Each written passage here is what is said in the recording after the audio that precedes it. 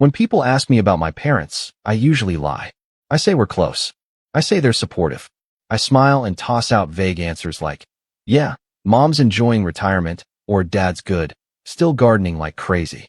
Because it's easier than explaining the truth, that my mother once told me I was a mistake she regretted keeping, and my father, well, he's been silent for most of my life, especially when I needed him most. My name's Julian, I'm 29, and this story isn't about some petty family feud.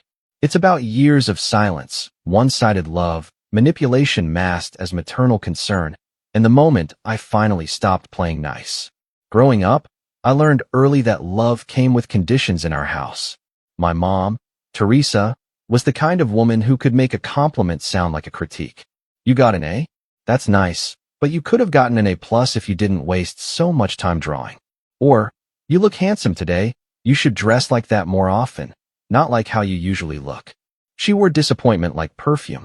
Subtle, lingering, always present. My dad, Michael, wasn't cruel. He was just absent. A shadow in the hallway. A pair of eyes behind a newspaper. Sometimes I think he stayed quiet just to survive her. I was an only child, so you'd think that might mean I got all the attention. I did, but not the kind that warms your heart. More like the kind that leaves a tightness in your chest, even when everything seems fine. She monitored my hobbies like they were threats. If I played piano, she'd scoff that it was a waste of time unless you're going to be the next Beethoven. If I drew, she'd ask how that was going to pay the bills. And when I got into a good university on a partial scholarship for graphic design, she barely looked up from her phone. Well, don't expect us to pay for the rest, she muttered, like it was a given. I told her I'd take loans. Her only reply was, good. Maybe you'll finally learn the value of money. Despite all of that, I still wanted her approval. I think some part of me believed if I just achieved enough, she'd finally look at me like I mattered. I chased that feeling all through college. I graduated early. Top of my class. I even got a job lined up before the ceremony. I invited her and dad to my graduation, sent the email, followed up with a call. She said she'd see if they could make it. Like it was brunch and not the culmination of 4 years of struggle. The morning of the ceremony, I waited in my cap and gown, scanning the crowd. I kept telling myself they were just late. Maybe traffic. Maybe parking was bad. But the ceremony came and went, and they never showed. Later that night, I got a text. Hope it went well. We were too tired after the week we had. Congrats though. That was it. No call. No gift. Not even a photo like the ones I saw my classmates posting, smiling with their parents, arms around each other, framed diplomas in hand. I had a friend snap a photo of me alone, holding the diploma in one hand and a coffee in the other, trying not to look like I was waiting for someone who never came. I kept that photo, printed it, framed it. I don't know why. Maybe to remind myself that I made it anyway. After graduation, I kept my distance. I got an apartment in the city, threw myself into work. I stopped calling unless I had to. They didn't notice. Birthdays became text messages. Holidays became, sorry, we're traveling this year. They retired early, both of them, thanks to some smart investments and a hefty inheritance from my mom's parents. They bought a lake house 2 hours north and started posting photos of wine tastings and sailing trips like they were influencers. Suddenly they were that couple, coordinated outfits, smiling at sunset, captioning everything with cringy hashtags like #BlessLife and #EmptyNestGoals. It was surreal. So when I got the invitation to my mom's retirement party, I honestly thought it was a mistake. It came in the mail, gold foil lettering and everything. You're invited to celebrate Theresa's incredible journey. It read, with RSVP details and a note that said, dress to impress, speech is welcome. At first, I considered ignoring it. I hadn't seen them in over a year. But something in me itched. Maybe it was the part that still wanted a real goodbye. Maybe it was the years of swallowed words and fake smiles finally bubbling up. I told them I'd be there. My mom texted back with a thumbs up emoji. That was it. No, can't wait to see you. No, glad you're coming. Just a reaction, like she was RSVPing to her own son's presence. I almost didn't go.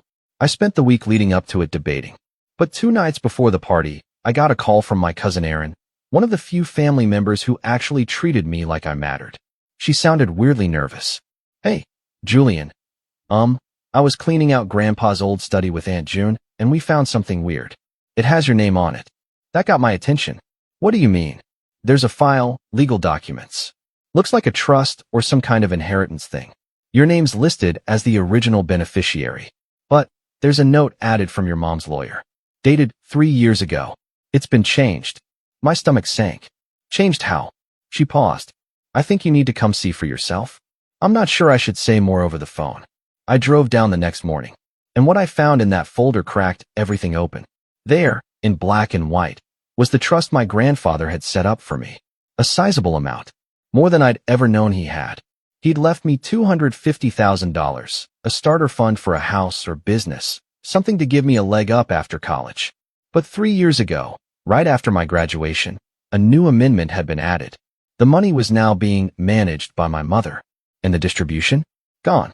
Delayed indefinitely until deemed appropriate by guardian. Guardian. I was 26 when she signed that. I asked Erin how she found it. She told me June had kept the originals when Grandpa passed, even though Theresa had insisted she handle the estate. The amended version was never discussed with the family. No wonder. I didn't sleep that night. I stared at the copy Erin made me. My hands were shaking. I kept thinking about all those years I scraped by, worked double shifts, skipped meals to make rent, while my mother sat in a lake house sipping imported wine, holding on to something my grandfather intended for me. And now she wanted a retirement party? Fine. She'd get one. A perfect, unforgettable one.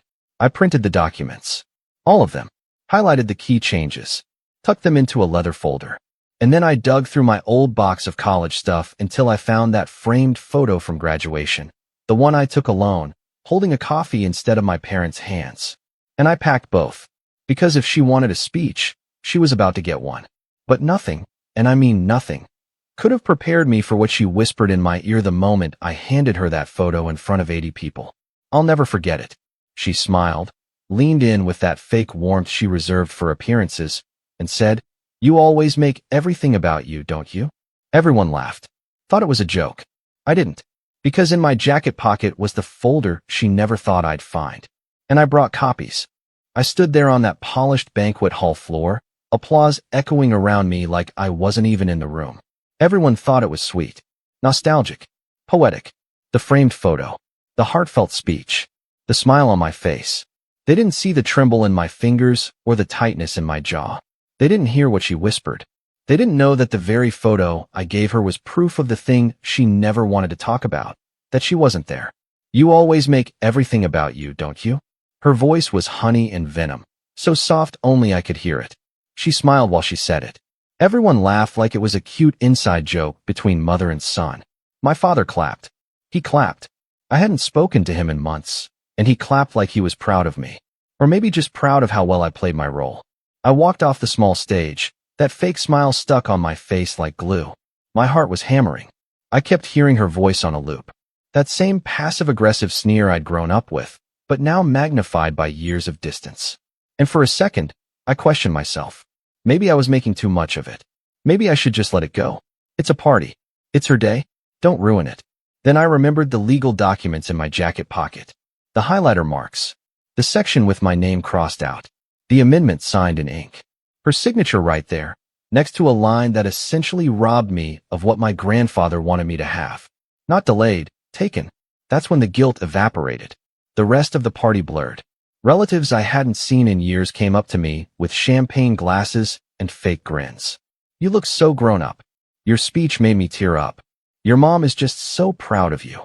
I nodded, smiled, pretended I hadn't just been emotionally slapped across the face by the woman they were all here to celebrate. And then I saw her, across the room, standing near the dessert table, laughing with her sisters. Theresa, my mother, dressed in soft rose gold, pearls around her neck, wine in hand like she was in a magazine shoot. She looked peaceful, relaxed, like someone who thought the past could never catch up to her. I didn't approach her then. I needed to breathe first. I stepped outside, past the clusters of smokers, and into the empty parking lot, where the cold night air hit me like a reset button. I pulled out the documents again. Read them one more time. Every line, every phrase. She hadn't even tried to cover it up. It was all legal, quietly signed, filed, and buried. I don't know how long I stood out there, just staring at the paper like it might rewrite itself. Eventually, Erin came out. She'd been watching me from the corner of the room the whole night, eyes flicking between me and my mom like she knew something was about to blow. "You okay?" she asked softly. "No," I said, "but I will be." She didn't ask more. She just stood beside me for a while, arms crossed against the cold. Finally, she said, "You know, you don't owe her your silence." That hit harder than I expected. I'd been carrying my silence like it was a family heirloom, something passed down. But it wasn't protection. It was a muzzle, and I was done wearing it. The breaking point didn't come in one big explosion. It came in pieces, little moments, piling up, until the weight crushed whatever was left of my patience. It started with the slideshow. Back inside, someone dimmed the lights, and a projector flickered on. A tribute to Theresa, it said in bold cursive. A slideshow of her life, her childhood, her graduation, her wedding, then baby photos of me, school portraits, family vacations. But something felt off. There were no photos of me past the age of 15. Nothing from high school. Nothing from college. No birthday photos, no graduation, no awards. It was like I stopped existing once I became old enough to form my own opinions. And then came the kicker. Near the end of the slideshow, one of the final photos was of a framed certificate. A donation in her name to a local children's charity. In the caption, it said, "In honor of my future grandchildren, may they always know they're wanted." I sat there frozen. There it was. The knife. Slipped in with a smile. She knew I didn't want kids. I'd told her, years ago, during one of the few conversations we'd had post-college. She brushed it off then, told me I'd change my mind, or meet the right woman. I told her I was dating a man. She didn't speak to me for 6 months. And now she was taking jabs in a slideshow? After the presentation, people started making their way to the dance floor. My dad gave a short, dry toast. To Theresa, for being the glue of our family. I nearly choked. Glue? If she was the glue, I was the piece that never quite stuck. Then came the final straw. It was subtle. It always was with her. I caught a conversation between her and Aunt June. I wasn't supposed to hear it, but I was close enough to the snack table when it happened. I was surprised Julian came, June said, sipping her drink. Theresa laughed lightly. "Oh, you know Julian. Always needing to make a scene. I'm sure he thinks this party is about him." June didn't reply. The silence lingered. "He's always been so dramatic," Theresa continued. "Honestly, sometimes I think he stayed away all these years just to punish me. That's how he works. Always trying to guilt people into giving him attention." June gave her a look. "Or maybe he stayed away because you never showed up for him." I'll give her credit. My mother didn't flinch. "Oh, please. He was always overly sensitive. You know how boys are these days. Can't even handle a little tough love." Tough love. That's what she called it. I walked away before I did something I'd regret. But inside, something broke. I'd been telling myself for years that maybe, just maybe, she didn't realize what she was doing. That maybe she didn't know how much it hurt. That if I just explained it the right way, she'd see it. She'd apologize. But now I knew. She saw everything. She remembered it all. And she didn't care. That was the night I stopped trying. I left the party early, but not before slipping a few copies of the legal documents into a padded envelope and tucking it into her coat pocket. I knew she'd find it when she got home. I wanted her to know I knew. No dramatic scene. No confrontation. Just quiet, cold proof. The next morning, I woke up to a missed call from my father and a text from my mom that read, "I don't know what you think you're trying to do, but you're not entitled to anything. Grandpa changed his mind, and that's final. If you needed money, you could have just asked." I stared at the message for a long time. She was lying. Grandpa hadn't changed anything. She had, and I had the paperwork to prove it. I didn't respond. Instead, I booked a meeting with an estate attorney, and I started making phone calls. Because if she wanted to play the victim, she was about to learn what it felt like when the mask came off. Rock bottom isn't always a dramatic event. Sometimes it's a slow realization, a quiet moment where everything just stops. For me, it came 2 days after the party, when I sat on the floor of my apartment, still in my clothes from the day before, phone turned face down on the coffee table, the envelope of legal documents beside me like a forgotten weapon. I wasn't crying. I wasn't angry. I just felt hollow, like someone had scooped out everything inside me and left only the shape of who I used to be. My mom's message still sat unread in my inbox, but her words were burned into my memory. "You're not entitled to anything." It echoed in my head louder than the actual party music. I kept hearing her voice say it, with that same tone she used when I was 12 and asked for a bigger slice of cake, or 17 and wanted to skip Thanksgiving to work on a college portfolio. Like wanting anything at all, was a weakness. Like I was a burden for having expectations. Like I should be grateful for crumbs. But here's the thing, grief and anger aren't opposites. They dance together. And the deeper the grief, the hotter the anger when it finally ignites. The day after the party, I finally called the estate lawyer whose name was on the original trust document. His name was Clark, and he sounded older, with a slow, deliberate voice that gave everything weight. "Julian," he said after I explained who I was and what I'd found. "I remember your grandfather well. He spoke of you often. Are you telling me Theresa altered the distribution terms of the trust without notifying you?" I told him yes. Sent him the documents. He asked if I could come in person. I did. Clark's office was in a red brick building downtown, tucked between a failing bookstore and a dry cleaner. His waiting room smelled like old paper and coffee, and he greeted me in a navy sweater and glasses that looked like they belonged to a detective in a 1970s cop show. "This," he said, holding up the documents I'd handed him, "is questionable at best. Your grandfather's original instructions were clear. The trust was to be dispersed to you upon graduation.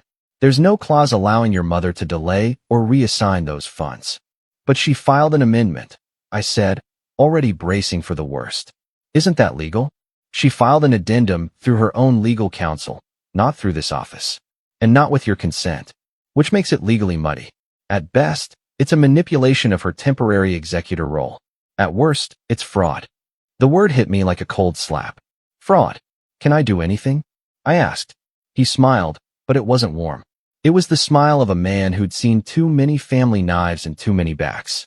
"Yes, but the question is, do you want to?" I hesitated. Suing my mother wasn't something I'd ever imagined. But then I thought about my rent notices from last year. About skipping meals. About not going to the ER when I fractured my wrist because I didn't have insurance. About her smiling at that party like she was proud of what she'd done. "Yes," I said. "I do." Clark nodded, already reaching for a folder. "Then let's get to work." That moment, sitting in that office, watching an actual adult take my side, was the beginning of the rise. But it didn't feel like it right away. In fact, the months that followed nearly broke me again. Word got out fast. First it was whispers. Cousins texting me cryptic messages like, "Heard about the drama. You okay? And why are you doing this to your mom?" Erin stayed quiet, but I knew she was fielding calls. Then my dad reached out. "Julian," he said over the phone, his voice tight. "What are you doing?" "She stole from me." I replied flatly. "It was for your own good. You weren't ready." Don't finish that sentence." There was a long pause. Then a sigh. "You know how your mom is. She just wanted to protect the money. She thought you'd waste it." "Protect it from who?" I asked. "Me? The person it was left to. She thought you'd spend it on something stupid. Art school. Or that apartment downtown. You're impulsive. I graduated early. I've never been in debt. I worked 2 jobs during college. You think I'm impulsive?" Another pause. "She was grieving," he finally said. "Your grandfather passed, and that was 3 years ago." He didn't argue after that. Just muttered, "This is going to tear the family apart," and hung up. But here's the thing no one tells you. Sometimes a family needs to fall apart so you can finally breathe. For a while, I was the villain. I got texts from relatives I barely knew telling me to be the bigger person, to let it go, that money isn't worth destroying relationships. One even had the audacity to say, "She raised you, didn't she?"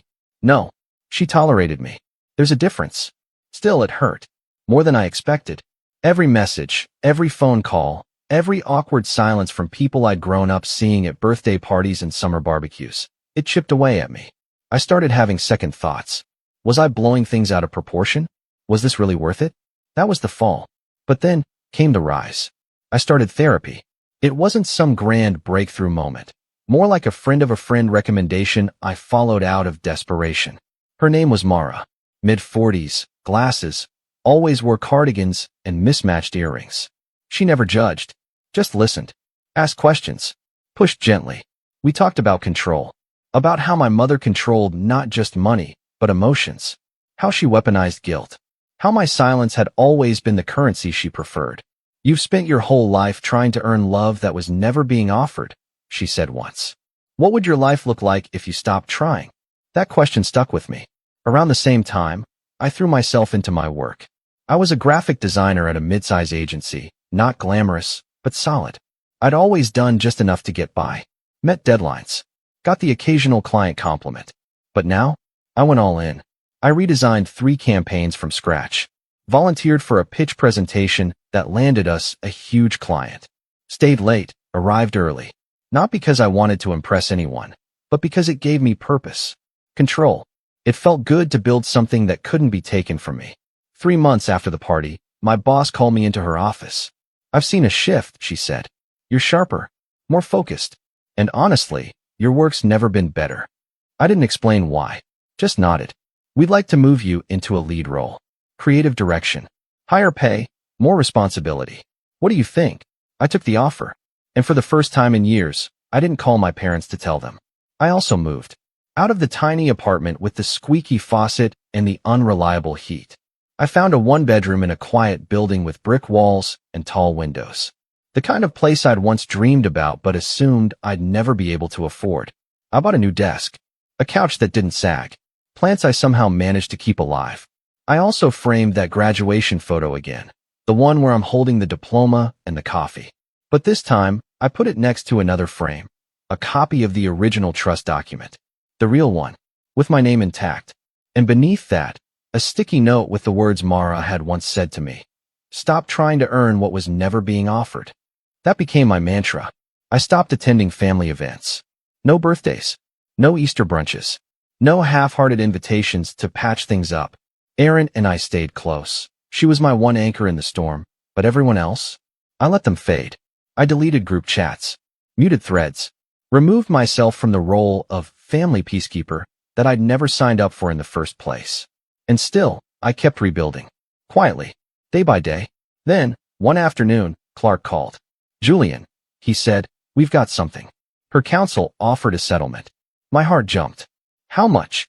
Half the original amount. No admission of wrongdoing. But they're offering it in exchange for you dropping any further claims. I stared at the wall. Half. After everything. Why not the full amount? I asked. Because they're hoping you'll still play the role. The grateful son. The quiet one. They think you'll settle just to avoid dragging this out. I let that sit for a moment. And then I said, "Tell them no. I want to go all the way." There was a pause. Then a slow chuckle. "Good," Clark said. "Because I've already prepared the next motion." That was the day I stopped hoping for closure and started building consequences. It's a strange thing, preparing for revenge. It doesn't feel the way you think it will. There's no maniacal grin, no soundtrack swelling in the background. No single moment where you say, "Now it begins." It's slower, methodical, a quiet, deliberate stacking of dominoes. And you learn, very quickly, that true revenge doesn't come from rage. It comes from clarity. I had spent most of my life reacting, apologizing when I hadn't done anything wrong, shrinking to make others comfortable, staying silent so I wouldn't be labeled dramatic, ungrateful, difficult. But now, after everything, the trust documents, the gaslighting, the lies, I wasn't reacting anymore. I was planning, and I had time. Clark and I were deep in legal proceedings. Since my mother hadn't just delayed the trust, but had actively diverted the funds, we had a real case. But these things don't move quickly. There were hearings, discovery requests, financial disclosures.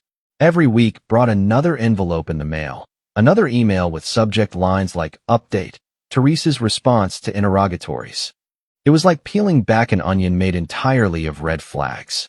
But while the legal wheels turned, I kept busy laying the rest of the groundwork.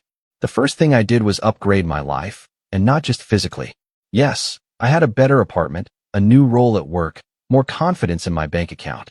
But what I really started upgrading was my circle. It started with Erin, who had been my quiet supporter through all of this.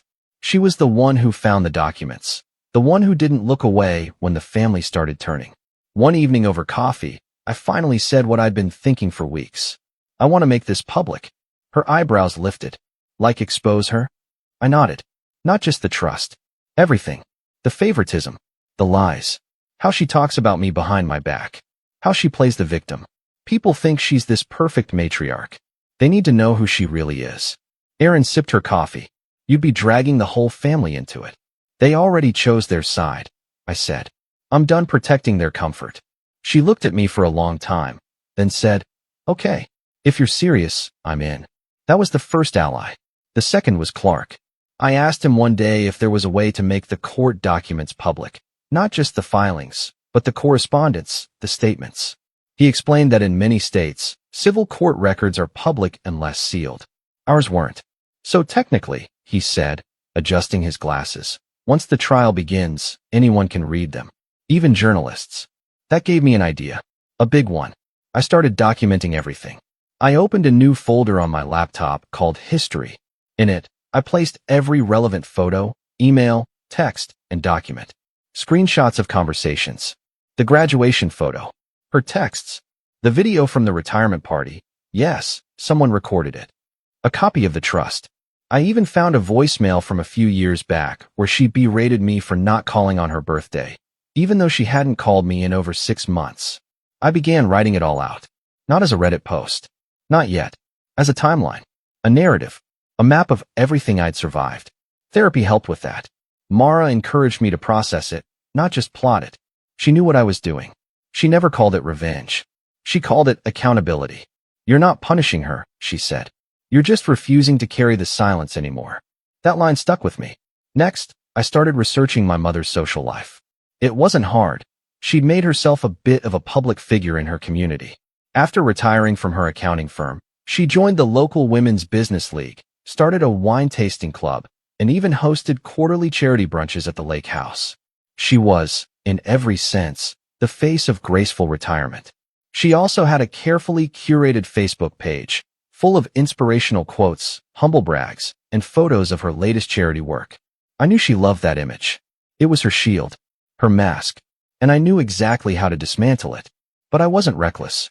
This wasn't going to be a public tantrum. No angry posts, no shouting from rooftops. I wanted everything to be clean. I wanted the truth to speak louder than my anger. And that meant waiting for the right moment. That moment came sooner than I expected.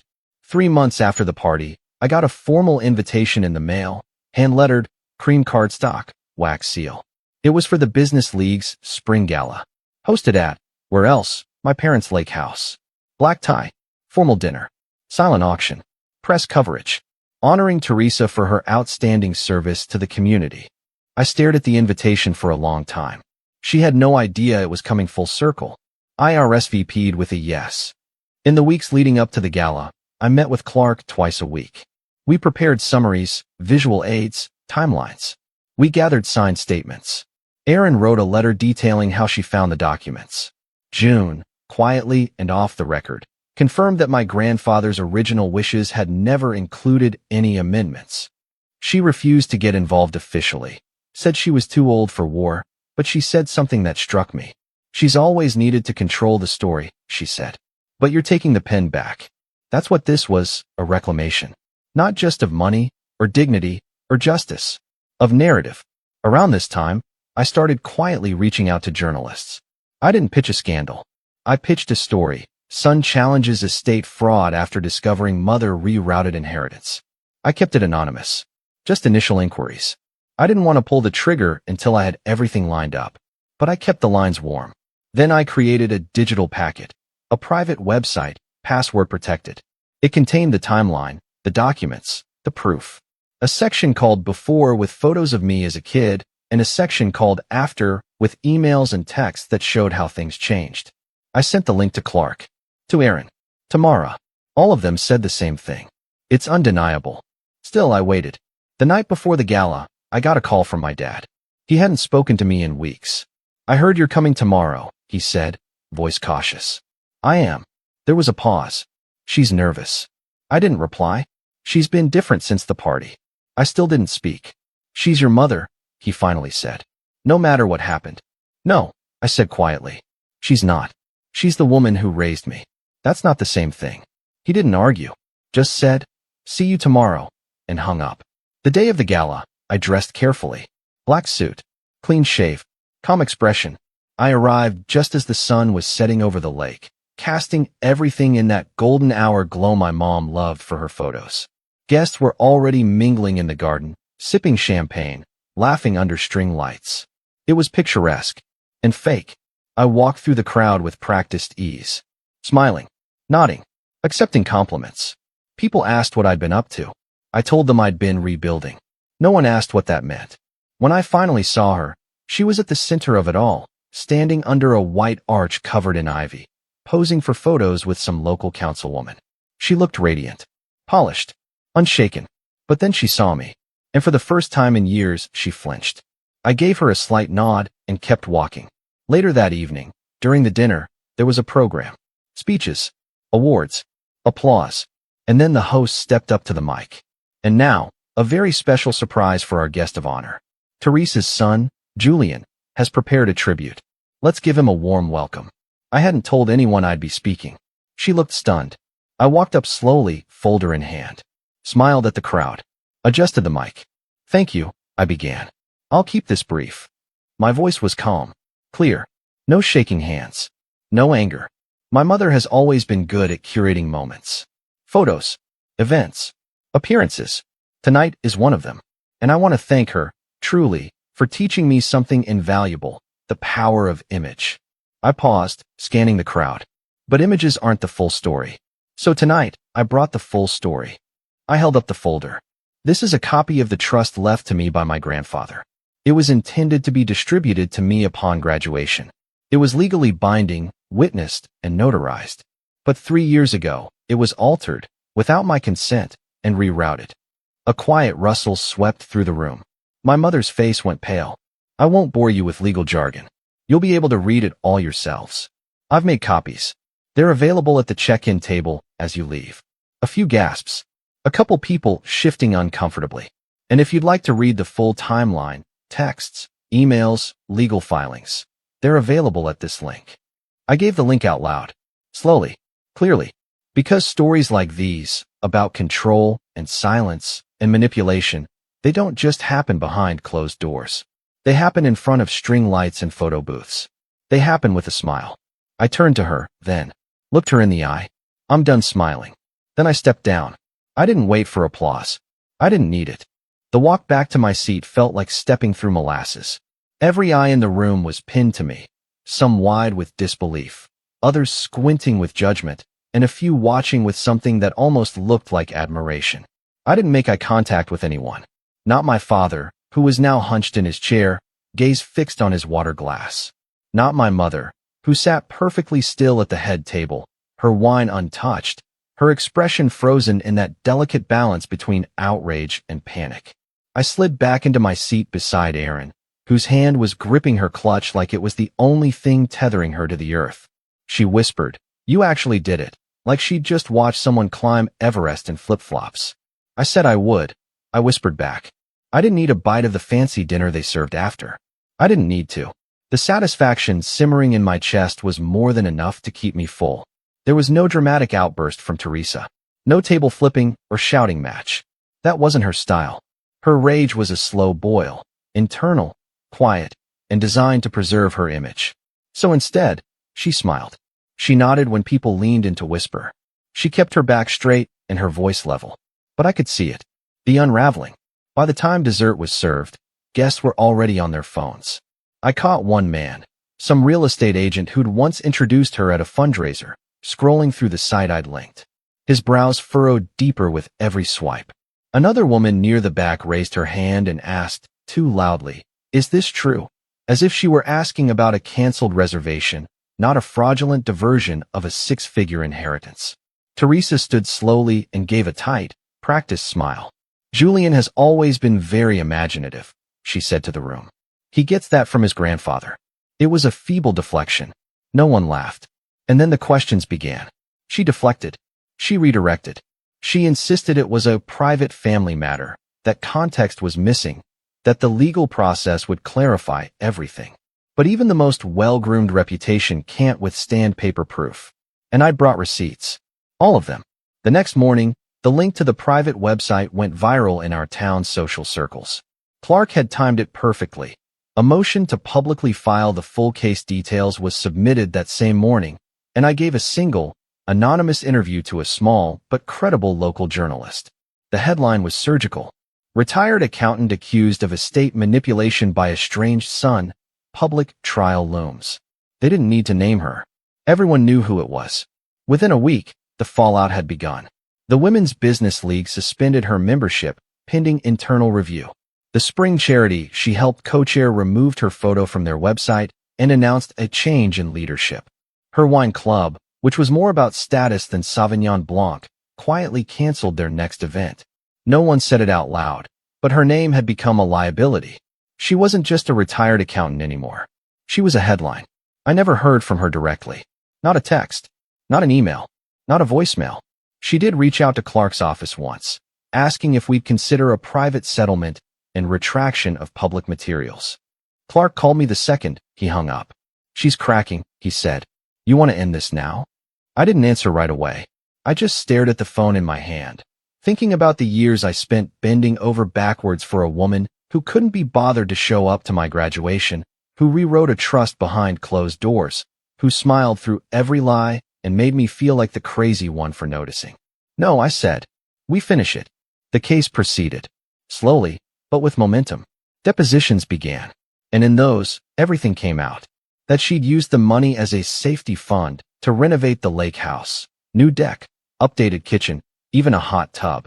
That she'd transferred part of the amount into an account in her name. That she'd told her lawyer I was too unstable to manage that much money, citing vague, unverifiable examples of reckless behavior, none of which held up under scrutiny. It wasn't just a breach of trust. It was financial abuse. And the court saw it that way. 5 months after the gala, the ruling came in. Theresa was ordered to repay the full original trust amount, plus interest. She was also fined for misrepresentation and stripped of her authority as executor for any remaining family trusts. The judge's comments were damning. This court finds that Ms. Theresa Caldwell used her temporary position of authority not to honor the wishes of the deceased, but to control and manipulate the beneficiary, Julian Caldwell, for personal gain. It was everything I could have hoped for. But that wasn't the final blow. That came the next morning.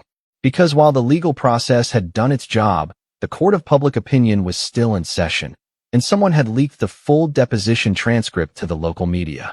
It wasn't me, and I won't speculate who it was. But suddenly, quotes from Theresa's own mouth were splashed across news blogs and community forums. He was always too sensitive. I couldn't trust him with that kind of money. I did what I had to do. The backlash was swift. Former colleagues publicly distanced themselves. A women's networking group she once mentored issued a statement about taking allegations of financial misconduct seriously. Even her former accounting firm, which she hadn't worked at in years, issued a vague but brutal statement. The values described in recent reports do not reflect those of our organization. She was radioactive. My dad, meanwhile, sent a single text. I hope you're proud of yourself. I didn't respond. I didn't need to. Because for the first time in my life, I was. I used part of the court-awarded funds to pay off the last of my student loans. I donated some to a scholarship program for first-generation college students. And the rest? I invested in a design studio I'd always dreamed of starting. A small, independent branding agency that focused on helping local artists and nonprofits build their visual identity. I named it Frame and Foundry. The name came from two places: the photo frame I gave my mother at her party, and the fact that sometimes, to find yourself, you have to forge your own path from molten pieces. Business was slow at first, then steady, then good. By the 1-year anniversary of the gala, we were profitable. I had a team, a space, clients who trusted me, people who saw me. And the best part? I didn't know any of it to her. I kept going to therapy, not because I was broken, but because healing isn't a finish line. It's maintenance. And I'd neglected mine for too long. Mara once said, revenge doesn't heal wounds. But justice? Justice gives you a clean surface to start stitching. She was right. Eventually, people stopped bringing her up. The headlines faded. New scandals emerged. Life moved on. But the silence was different now. It wasn't heavy. It wasn't sharp. It was mine. I didn't go to her house again. Not when she had surgery. Not when they downsized. Not even when her sister passed. I sent a condolence card. Signed it Julian. Nothing more. Erin and I stayed close. She became like a sister to me. The kind you choose, not the one you're born into. On the 1-year anniversary of my grandfather's passing, she brought over his old chess set and said, he'd be proud of you. I believed her. The photo from graduation still sits on my desk. But now, There's a second frame beside it. A photo of the day I signed the lease to my studio. I'm holding the keys, smiling in a way I never used to. Fully. Honestly. And sometimes, when I look at those two photos side by side, the boy who waited for someone to show up, and the man who showed up for himself, I smile too. Because in the end, my revenge wasn't just about making her pay. It was about proving, beyond a doubt, that I never needed her permission to succeed. I just needed the truth. And I brought copies.